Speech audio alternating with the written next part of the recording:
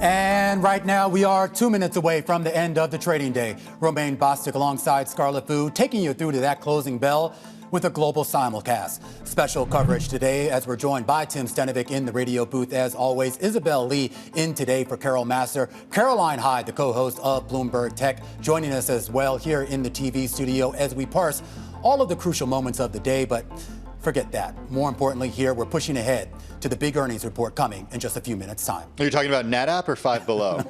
I did that joke just a few minutes ago. Which one? You did? Yeah, thank you. You know what? What's great about this? You do that joke every quarter. I do. So I can then come in and do the joke too, and I know you're going to laugh about it. I am. So, yeah. Well, you know, in all seriousness, we're getting CrowdStrike, Snowflake, Urban Outfitters, HP Inc., and then, yes, Nvidia, but that doesn't come till 420, so there is going to be a lot to talk about ahead of that drop.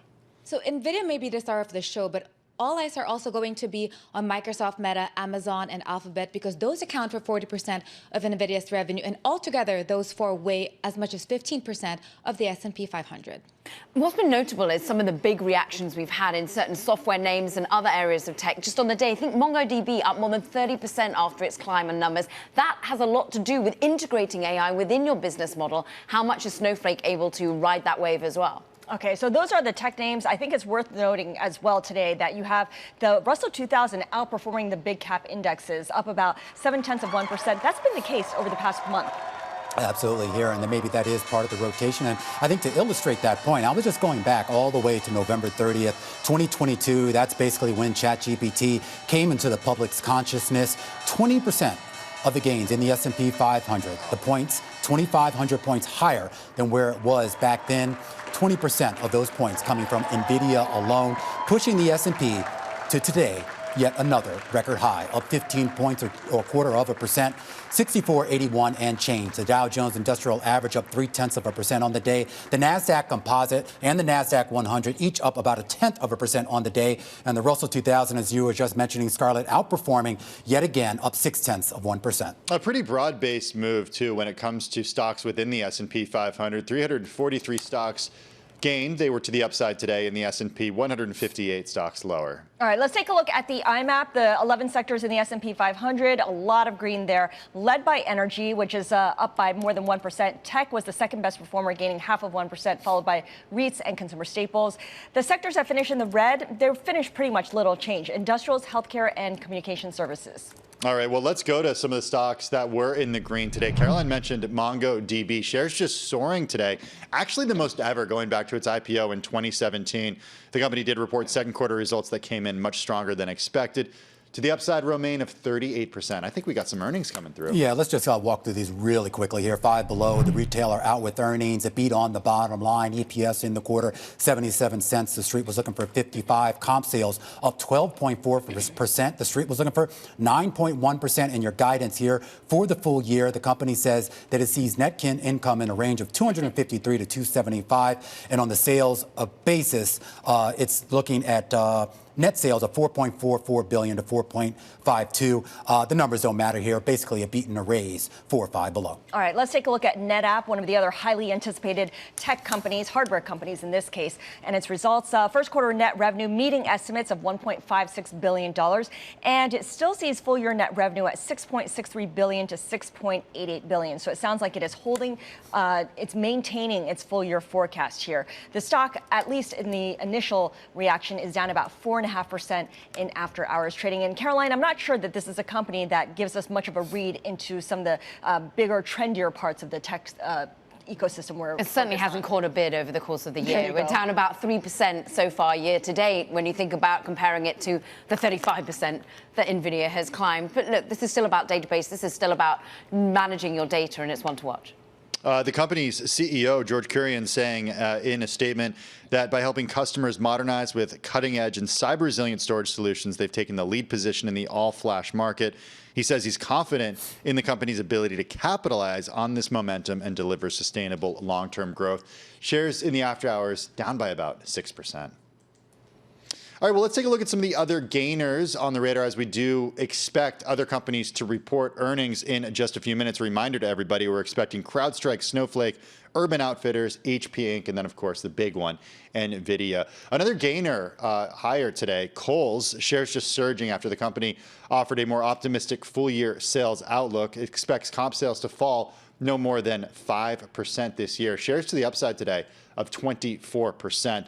The company did see strong performance from back-to-school categories. Its latest results suggest that recent moves, for example, focusing on fine jewelry, improving women's wear, are helping win back consumers. And finally, here's a statement from the company.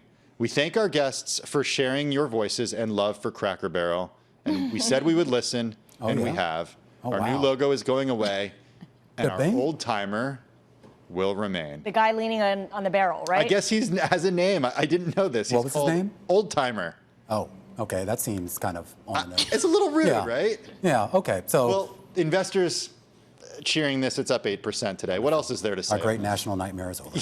yeah, just until the next one starts, Romaine. Yeah. Sure.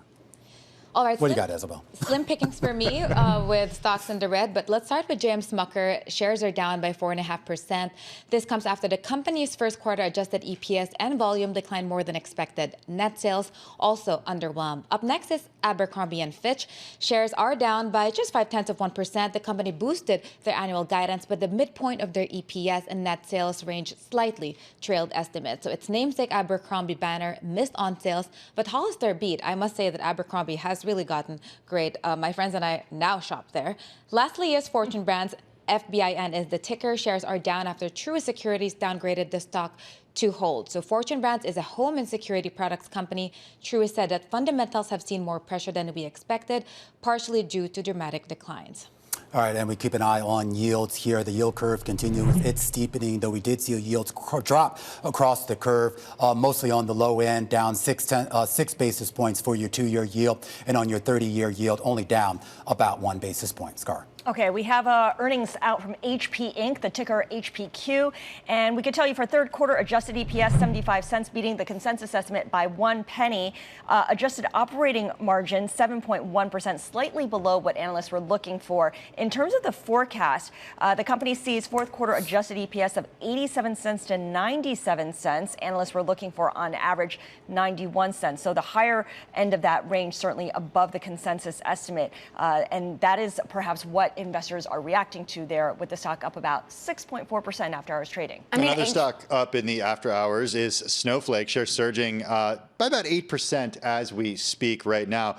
The company out with results saying that second quarter adjusted diluted EPS coming above estimates at 35 cents. Second quarter revenue at $1.14 billion. That beat estimates of $1.09 billion.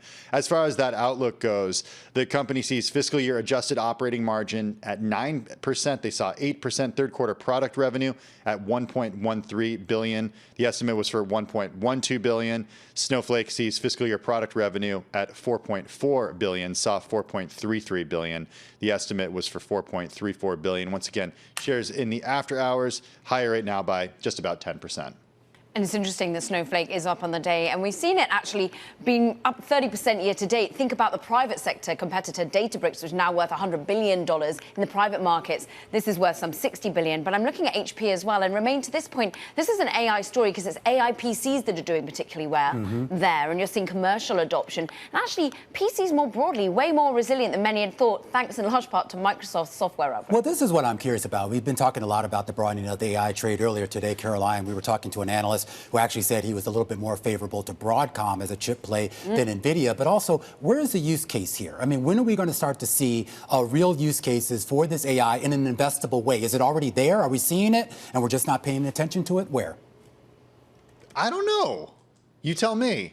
If you're a student, maybe you're using it, AI. You know, I actually did use it today. Yeah. This is I don't know if you guys know this, but we actually get access to some of the AI tools recently, and have you not done your training, Tim? I did the training. Are you not using ChatGPT every time that you're about to go on air and you're amalgamating your notes and you're understanding? So this is a true story. I was actually looking for a Bloomberg economics statistic, and I found it through ChatGPT. It sent me to the Bloomberg economics article. There are other chatbots at Bloomberg.com. Yeah, it worked really well. You didn't search for it on the Bloomberg terminal?